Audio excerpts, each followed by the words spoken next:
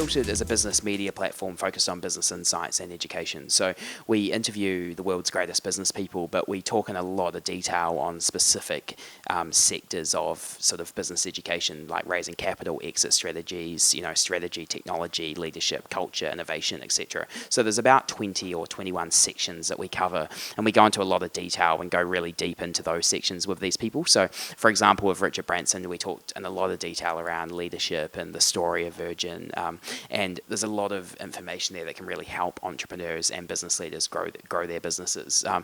So our target for that is not students like Umpha was, but more established and aspiring entrepreneurs, executives and investors. So there's a lot of companies that subscribe to our content, like PwC and McKinsey, who pay, and then all of their staff get free access to all of our content.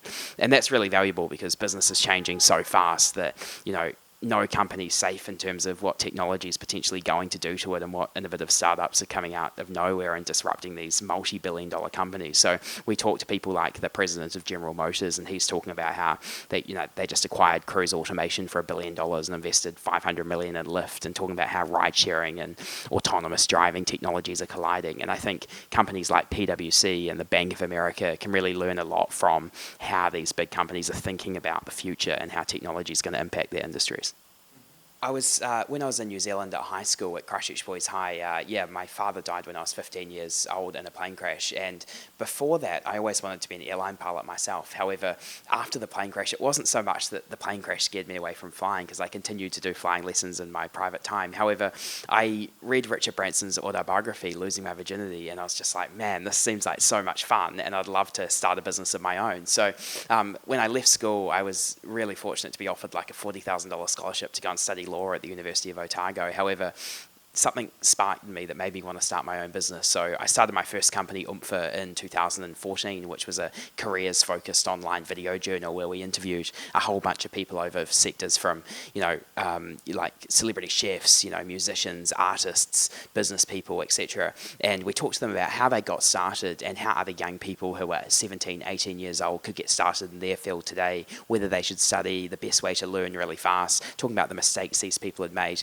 And that was we promoted that content into the schools in New Zealand as a careers resource for students, and then I sold that company in May 2015 to the government in New Zealand. There's more young people today starting businesses in New Zealand due to some fantastic influences like Rod Jury, who founded Xero, which is a major software company globally now. So there's some great stories like that are inspiring young people. However, as far as I know, I don't think any teenagers ever sold a business to the government in New Zealand. So I think that was quite unique, exiting to the government. I don't think that's done very often at all. Yeah, so for two reasons. I think number one, the US is, the entrepreneurial hub of the world. So it's a great place for us to be. There's so many people over here we really want to interview, and it's great to be here doing that in America. At the same time, selfishly, I've just always wanted to move to the US. So I thought this is a good opportunity to expand a business into the US, create some value over here, and try and relocate over here while doing that as well.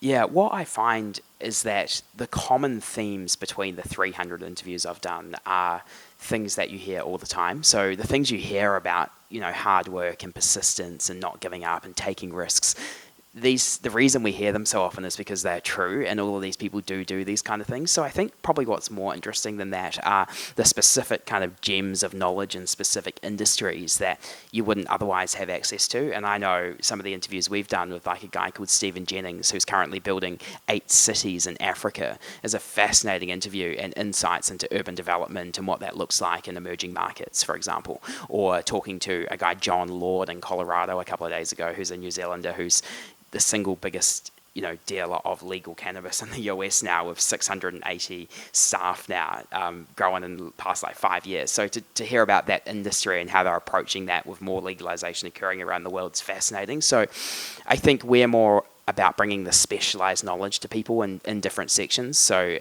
in the case of fashion industry or retirement villages or emerging markets or whatever, it's all on Unfiltered, but the common themes and the lessons learnt are the things that I think we hear quite often. Probably the biggest one though would have to be around risk taking. I think all of the people we interview have taken substantial risk, and in order to have success you do have to take risk and put yourself out there, and if you fail then you obviously learn from that and give it another go. So these people don't give up, they definitely keep going as hard and as fast as they possibly can.